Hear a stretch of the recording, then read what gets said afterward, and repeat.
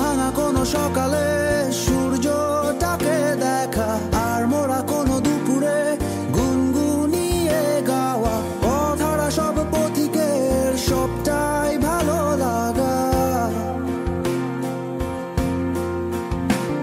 আর জানালার ওই কাছটায় থমকে থাকা বৃষ্টি, অলিখিত সব কবিতায় আটকে থাকা সৃষ্টি, দেয়ালে আঁকা ছবিটায় ছড়িয়ে ভালোবাসা।